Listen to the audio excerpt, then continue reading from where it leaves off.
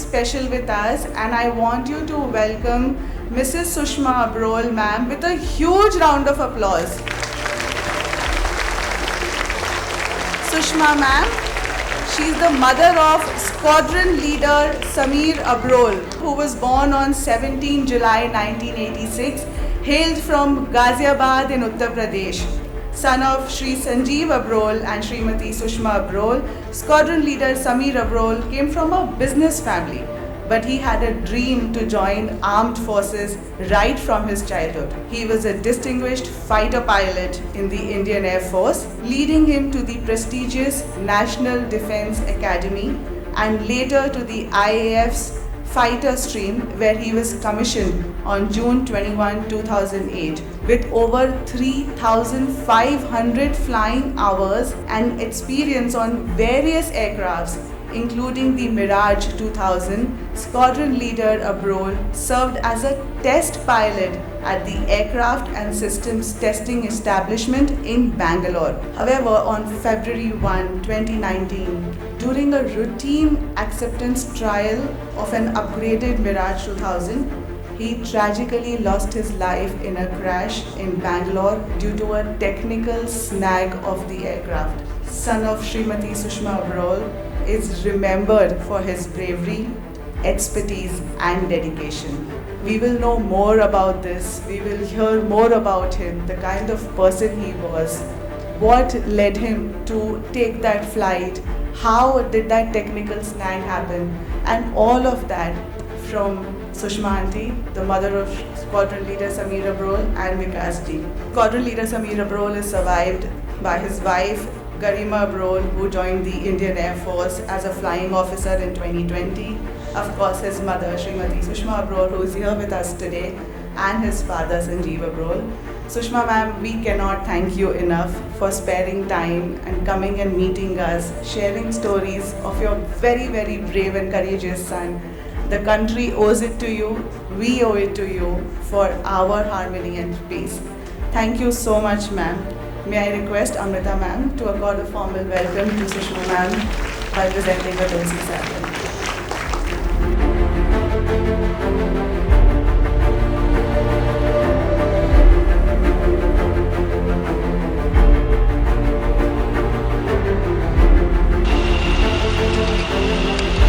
I'm Sameer Abrol. Flying is my first love of my life. This is my office. अभी इनका video बताया गया, उनका क्या नाम है?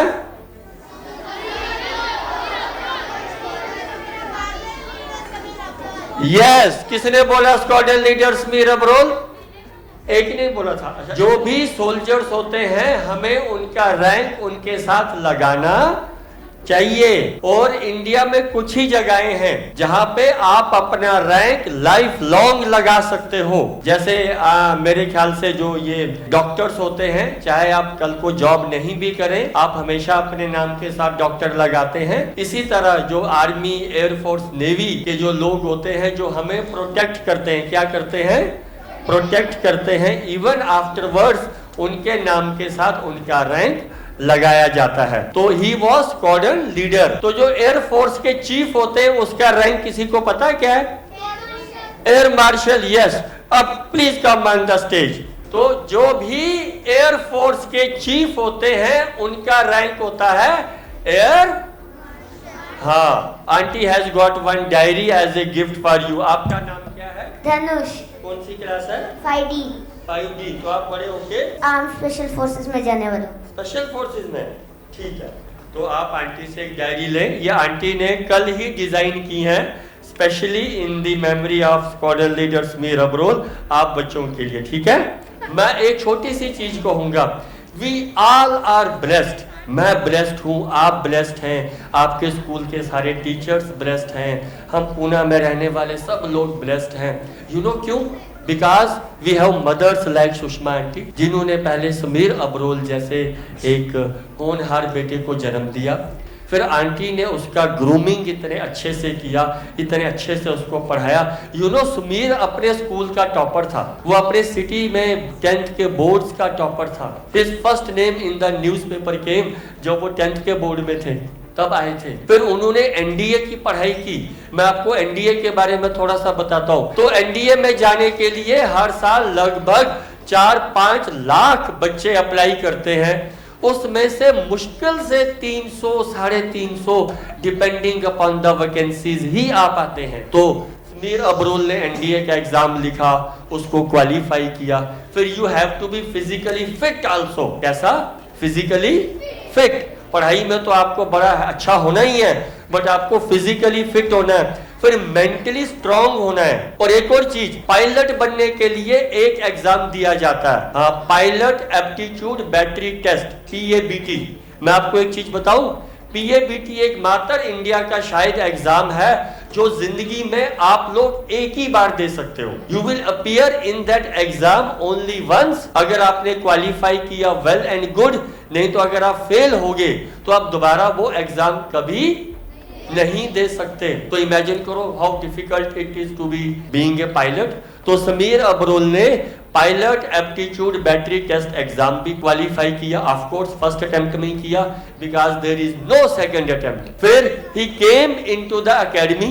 एकेडमी में ट्रेनिंग लेने के बाद उन्होंने फाइटर्स ऑप्ट किया। फाइटर्स जहाज, वो तो जो आजकल के फाइटर एयरक्राफ्ट्स हैं, they fly with the speed of the light. और जैसे कि he was a test pilot, तो ये टेस्ट पायलट के बारे में भी आपको बताया गया। This means he could fly every aircraft। तो हम एयरक्राफ्ट तक बाद में जाएंगे, अभी हम थोड़ा आंटी से बात करेंगे।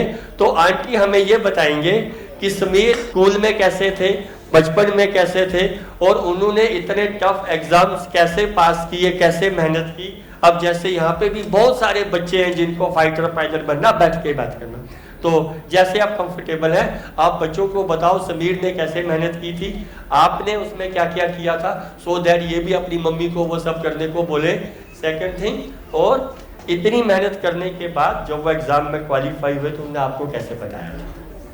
सबसे पहले तो हम सब भारत माता की जय का एक नारा लगाएंगे। भारत माता की, भारत माता की, वंदे वंदे। गुड। समीर का मेरे साथ जो रहा है, शुरू से वो बहुत ही डिसिप्लिन चाइल्ड रहा है।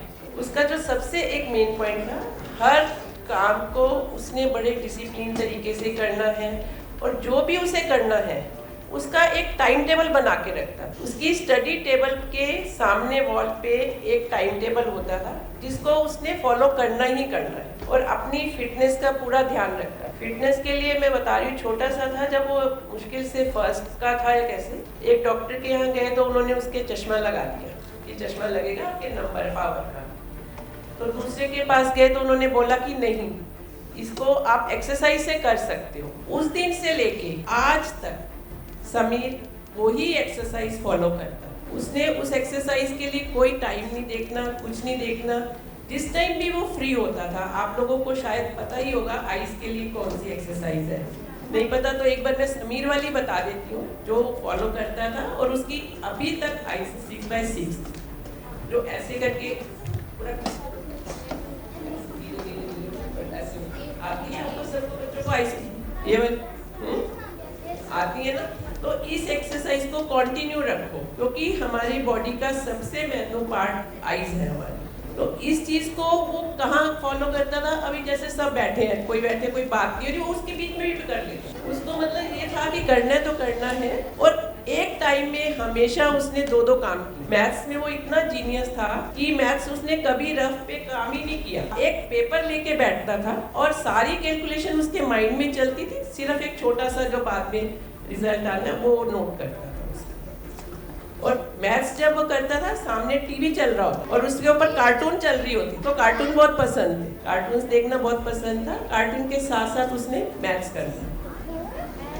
इसी तरीके से जब वो खाना खाता था, उनसे टेबल चेयर पे कम खाता था, बेड पे बैठ के खाता था, सामने न्यूज़पेपर बिछा लेता, साथ साथ न्यूज़पेपर पढ़ना। उसकी कोशिश होती थी कि कम टाइम में वो ज़्यादा से ज़्यादा अपनी एक्टिविटीज कंप्लीट कर सके। हर उस काम को उसने उतने ही इनिशिएटिव लिया।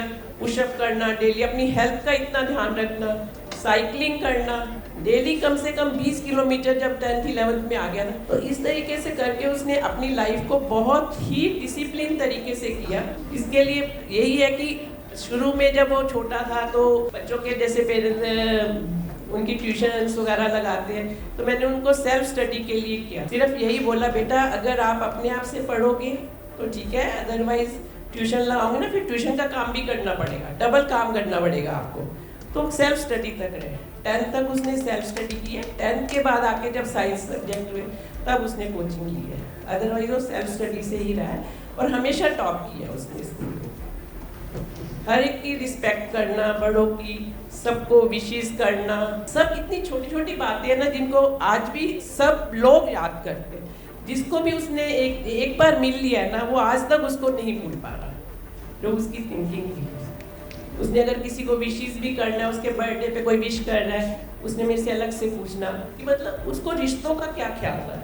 ऐसा नहीं कि उसने ग्रुप में थैंक यू लिख दिया, मुझसे अलग से पूछना, मम्मा ये मेरे क्या लगते हैं। मैंने कहा ना तेरी मामी है, तेरी बुआ है, उनको उसके साथ उसने थैंक यू बोलना। रिश्तों की बहुत रिस्पेक्ट करता था। उसकी यही इतनी बातें हैं जो कि आज भी सारे ही आज तक उसके स्कूल में, अभी जब से वो गया है, हर साल उसका 17 जुलाई को स्कूल बर्थडे सेलिब्रेट करता है उसका। हर साल हम उसके स्कूल जाते हैं, स्कूल वाले बर्थडे सेलिब्रेट कर रहे हैं, क्योंकि वो एक स्कूल का होनहार बच्चा था। स्कूल में आज भी उसका डिस्प्ले किया हुआ है उन्होंने बोर्ड पे, कि ये आज भी हमारे कई बच्चों के लिए मोटिवेट बनेगा। एनडीए के लिए उन्होंने कैसे पढ़ाई की, क्या क्या किया, और पायलट बनने के लिए मेनली क्या था, कुछ अगर आप थोड़ा बच्चों को बताओ तो। एनडीए का तो उसका रिटर्न ऐसे ही क्लियर हो गया। मतलब मेरे पास, मैं आज जो पेपर्स लाई हुई हूँ, मेरे पास उसके सारे पेपर्स रखे हैं। जो एनडीए का उसका एग्ज़ाम आया था वो क्वेश्चन पेपर भी मेरे पास है। तो उसने एनडीए की तैयारी के लिए तो सेल्फ स्टडी तो करता था उसकी, मैं बता रही हूँ हर चीज़ के ऊपर उसकी ग्रास्पिंग पावर बहुत अच्छी थी। तो एनडीए का एग्ज़ाम उसका क्लियर हो गया। फिर एसएसबी के लिए गया था, एसएसबी के लिए देहरादून आया, उसका देहरादून में था, तो मैं उसके साथ गई, क्योंकि होता कि अगर फर्स्ट डे हो गया तो ठीक है, अदरवाइज तो फिर वापस ही आना था। पर उसका जब सारा क्लियर हो गया तो मैं वापस आ रही थी, तो उसको मैं लेने गई। मुझे हमें कोई फ़ोन तो होते नहीं है उनके पास कि वो हमें फ़ोन से कोई इन्फॉर्म कर सके। तो मैं वहाँ पहुँची गेट पे, मैंने बुलाया तो एकदम भाग के आया, मेरे गले लग गया, मम्मा मेरा हो गया। तो मैंने कहा अच्छा चलो, हम गाड़ी में थे, मैंने कहा चलो बैठो। नहीं मम्मा अभी तो मुझे बहुत सारे फॉर्म भरने हैं। और फिर उसके बाद ये लोग मेडिकल के लिए दिल्ली आते हैं, फिर इनका लास्ट मेडिकल होता है तो उसको क्लियर करना है। मैंने कहा ठीक। तो फ्लाइंग के लिए तो इसका पता नहीं, एक अपना सपना ही था। जब इनकी 12th का रिजल्ट आया, 26 को आया था, मुझे डेट्स भी याद है। 28 को इसकी एंट्री की लिस्ट आ गई। उसके बाद 30 को डीसी का, दिल्ली कॉलेज ऑफ इंजीनियरिंग का, क्योंकि सारे इंजीनियरिंग के भी फॉर्म भरे होते हैं कि 12th के बाद पता नहीं कहाँ पर कैसे मूव करना पड़े। तो इस तरीके से मैं उनको हर तरीके से तैयार रखती थी।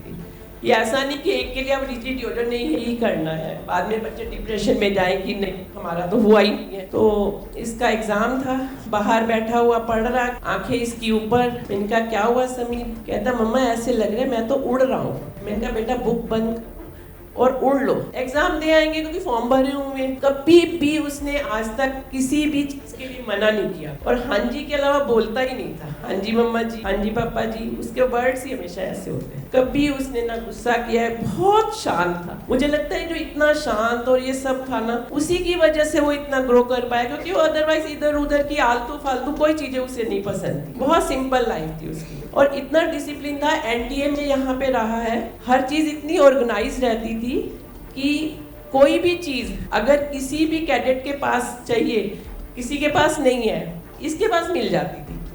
तो एनडीए में बच्चे इसको एनडीए की मदर बोलते थे कि ये हमारी मदर की तरह है, कि हर चीज हमें प्रोवाइड करा देता है, कुछ भी चाहिए हो इसके पास मिल जाएगा।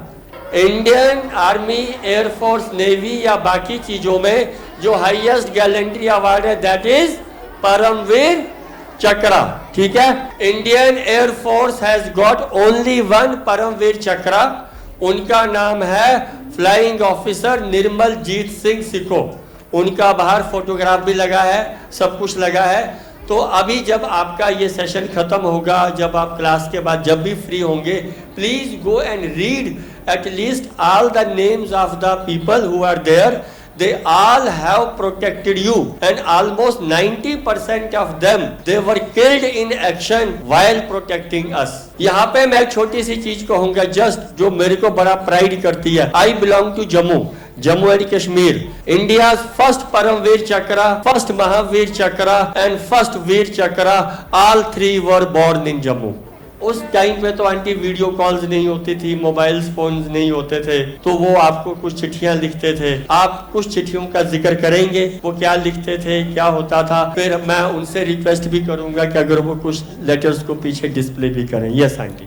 जब ये एनडीए में थे तो फोर्टनाइटली हर 15 दिन में कोई ना कोई ईमेल लेटर हमारे पास जरूर आता, और लेटर्स में ये पूरे 15 दिन की बातें, क्या हो रहा है, क्या नहीं हुआ, कैसे हुआ, किस में उसको कैसा रहा, कहाँ पे उसको क्या लगा, वो पूरी डिटेल में लिखता था.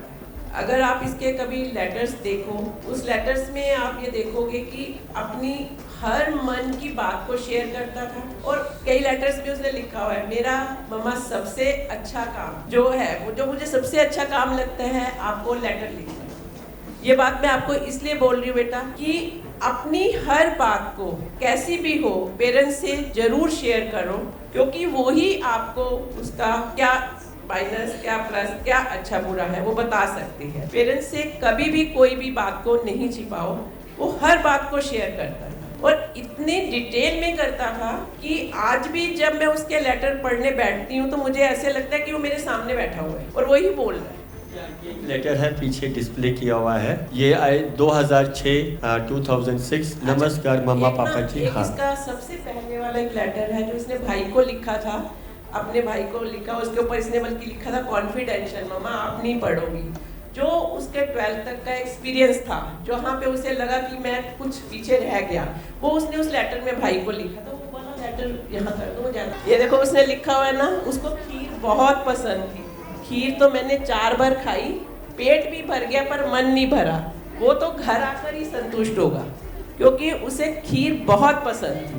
और अगर आप में से किसी ने भी अच्छी खीर खानी हो, जुलाई 17 आंटी बहुत अच्छी खीर बनाती हैं और सबको खिलाती हैं.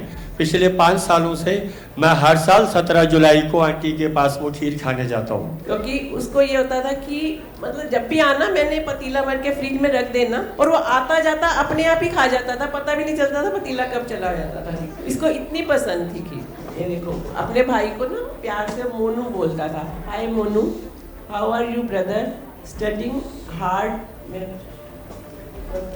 Studying hard for your exams or still playing cricket for 2 hours, watching TV for 4 hours and playing on computer for another 2 hours. Papa told that your marks in the tests are okay. ये वो अपने भाई को पूछ रहे हैं. फिर आगे वो लिखते हैं, by now you should start studying very hard because you have exactly 1 month left for your pre-boards. Don't think that I will do this during the pre-boards. I made this mistake, had to study sometimes till 4 in the morning. Don't think that I will do this during the pre-boards. I made this mistake, had to study sometimes till 4 in the morning. So I know you can easily score above 92% overall, and I want you to get 100 in maths. I know your potential and you can do it. मैं अभी यहाँ पे सुशांत भैया के बारे में कहना चाहूँगा. Right now he is one of the top designers in India जो कपड़े डिजाइन करते हैं और उन्होंने फौजी थीम पे बहुत सारे कपड़े डिजाइन किए हैं, बहुत कुछ किया हुआ है. Something very unique, very rare and country made उनका ब्रांड का नाम है. अगर आप वो देखेंगे जिसमें एक फौज की, एक एयरफोर्स की, एक नेवी की वो झलक और छाप में छोड़ते हैं. मे बी कभी नेक्स्ट टाइम ये कभी हम उन भैया को बुलाएंगे then he can talk more on his field, his fashion designing. और वो लिखते भी बहुत अच्छा है, गाने भी बहुत अच्छे उन्हें कंपोज किए अपने ब्रदर को लेके. उन्होंने बहुत कुछ किया हुआ है. अगर आप इंटरनेट पे भी जाएंगे आपको बहुत कुछ मिलेगा. और अभी उनके बर्थडे पे जुलाई 17 को ही सुशांत भैया ने एक नई series of dress he has launched that day for the people to wear. और वो अक्सर फ्रांस जाते हैं, इंडिया के टॉप फूड में जाते हैं, and he is one of the most celebrated designer right now in India. तो अगर मैं कहूँ ये लेटर आज भी उन्हें मोटिवेट करती होगी, आज भी उनको गाइड करती होगी। अगर वो कभी थोड़े थक के हार के कभी आराम करने का या रेस्ट करने का भी सोचते होंगे तो ये लेटर उनको होती होगी, नहीं हमें और मेहनत करनी है। तो ये लेटर था जो 2004 आज से 20 साल पहले 20 years ago this letter was written by that time cadet Sameer Abrol जो पुणे में थे to his brother जो उस टाइम गाजियाबाद में थे और उनको पढ़ने के लिए सब कुछ की थी। मैं एक चीज आपसे कहता हूँ, फाइटर पायलट में जो most difficult part is the studies. जो आपकी 1.5 साल 2 साल की ट्रेनिंग होती है, आप लगभग 24 आवर्स में से 20-22 घंटे रोज पढ़ते हैं। You have to be academically very strong, physically fit, mentally stable और eyesight 6/6 to be a fighter pilot. और वो फाइटर पायलट्स में से भी he became the test pilot. Test pilot means जो कोई भी एयरक्राफ्ट चलाते हैं, कुछ भी करते हैं। And the day we lost him on 1 फरवरी। मैं आपको एक चीज बताता हूँ, that time India had only 6 test pilots. कितने? इतनी बड़ी पॉपुलेशन में there were only 6 test pilots, जिसमें से we lost 2 on that day. One squadron leader Sameer Abrol and another one squadron leader Siddharth Negi. He was from Dehradun. और मैं एक चीज आपको कहता हूँ, स्क्वाड्रन लीडर सिद्धार्थ नेगी का उसी दिन जन्मदिन था। He was born on that day। उनके पापा ने इसी जन्मदिन के चलते उनको मॉर्निंग में कॉल किया था, हैप्पी बर्थडे बेटा। तो ही सेड कि after the sortie I will speak to you. That was for 10 seconds or so he could speak to his father। Father had called only कि आज बर्थडे है, otherwise वो शायद इतने सुबह फ़ोन भी नहीं करते। And unfortunately they could never speak again। So he was squadron leader Siddharth Negi. We lost 2 best fighter pilots, best human beings, sharpest minds of India जो हमें प्रोटेक्ट करते रहे। तभी हमारे कंट्री में बांग्लादेश, अफगानिस्तान, सीरिया, सूडान, पाकिस्तान, श्रीलंका वैसे हालात नहीं होते। वाई? बिकॉज और अभी भी इनके as Sameer Abrol was an instructor, he used to teach young pilots. उनके सिखाए हुए पायलट्स, उनके बाकी सब, वो अभी भी हमें प्रोटेक्ट कर रहे हैं। और आपको पता है एक बार हमने बालाकोट पे एयर स्ट्राइक्स की थी, and that Balakot air strike was done by jaguars only, Gwalior से, जो समीर अब्रोल का ही स्क्वाड्रन था। Unfortunately he was not there that time, else he would have been part of that Balakot also. और जो इनके ये जैगुआर्स थे, ये थे, उनमें कुछ ही महीने पहले कुछ तो बड़ी high technical missiles first time integrate हुई थी, and he was part of them also। He flew with US Air Force for 1 year। Only one pilot was selected from India to go to United States। आपने देखे उनका पहला video, how he is walking so confidently। हम जो video games खेलते हैं, mobile पे games खेलते हैं, he used to play that with his aircraft। Sameer के लिए एयरक्राफ्ट चलाना एक वीडियो गेम की तरह था। उससे जब भी हम बात करते थे, मम्मा ऐसे जैसे मैंने कहा कैसा लग, वीडियो गेम चलाते हैं, ऐसे ही एयरक्राफ्ट को चलाना भी उसके लिए। और लास्ट में मैं एक बात कहूँगा, जब उन्होंने बेंगलोर में टेक ऑफ किया था उस एयरक्राफ्ट को टेस्ट करने के लिए, उसकी वो रडार कैपेबिलिटीज टेस्ट कर रहे थे, आपने वीडियो में देखा। जैसे ही उन्होंने टेक ऑफ किया, कुछ तो टेक्निकल स्नैक था, अब टेक्निकली तो वी डोंट नो, तो एयरक्राफ्ट में कुछ तो खराबी आ गई। दे रियलाइज्ड कि अब ये एयरक्राफ्ट को हम लैंड तो करवा नहीं पाएंगे। तो but Bangalore is such a big city, कितने बड़े बड़े वहाँ पे हाई राइजेस बिल्डिंग्स हैं, ऑफिस हैं, इतने सारे लोग हैं। अगर समीर अब्रोल और सिद्धार्थ नेगी चाहते तो जैसे ही उनको पता चला कि aircraft is beyond our control, it has some malfunctioning in it, they could have easily ejected and save themselves. But उसका नतीजा क्या होता? अब जो जहाज हवा में है, इट हैज़ टू फॉल ना, कहीं पे तो गिरेगा, इट विल फॉल समवेयर। और अगर मान लो किसी बड़ी बिल्डिंग में गिरता, किसी स्कूल के कंपाउंड में गिरता, कहीं किसी ऑफिस पे आके गिरता, या किसी गाड़ी के सड़क के ऊपर गिरता, we would have lost many people over there. कितने सारे लोग उस दिन मारे जाते।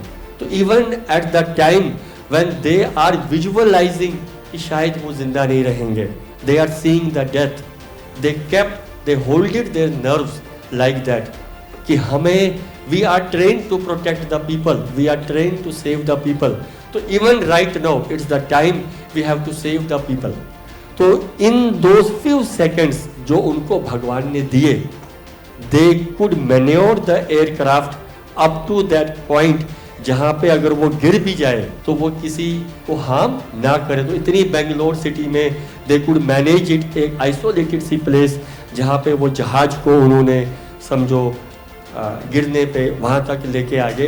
That time they ejected, but तब तक इतने लेट हो गए थे कि जब इजेक्ट करके भी they couldn't eject fully because you need certain height, certain speed, certain things, minimum basic requirements for ejection. वो जो टाइम उन्होंने लोगों को बचाने के लिए विच दे हैव पुट, तो they kept the people's life that time as a priority, not their own life.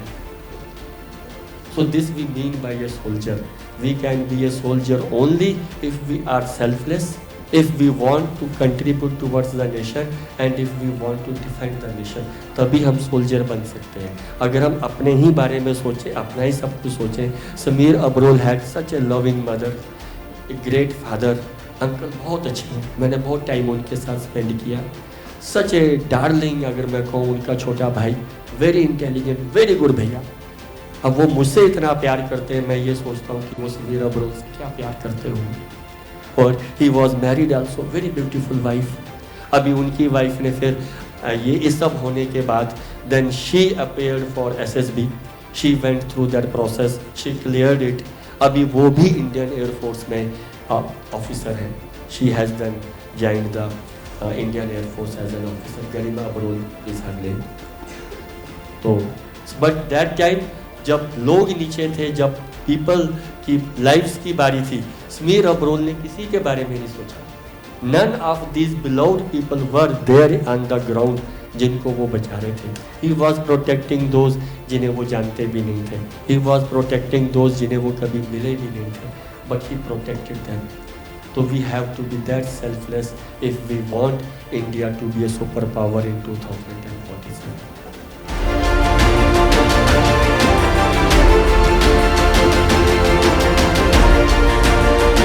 School आके बहुत ही अच्छा लगा कि मैं उसको एक्सप्रेस नहीं कर पा रही हूँ अपने वर्ड्स में कि ये स्कूल इतना ज़्यादा बच्चों के लिए कर रहे हैं. मुझे लगता है कि इस स्कूल के जो बच्चे हैं एक अलग ही जनरेशन बन के निकलेंगे. कई स्कूलों में गई हूँ पर इस टाइप का मैंने कहीं नहीं देखा. इतना मोटिवेशन बच्चों के लिए. देखो पूरा वीक यहाँ पे ऐसे कर रहे हैं. ये नहीं कि एक दिन हो गया चलो छोड़ दिया ठीक है. यहाँ पे जो बच्चे हैं वो कुछ अलग बनेंगे. ये मेरी इन सब से मेरी यही भगवान से दुआ है. पर बाकी स्कूल स्टाफ, स्कूल की टीचर्स, प्रिंसिपल मैम, सबका मैं तहे दिल से धन्यवाद करती हूँ कि इतना ज़्यादा ऑनर दिया है उन्होंने हमें. बहुत ही अच्छा लगता है. उसके लिए वर्ड्स नहीं है मेरे पास.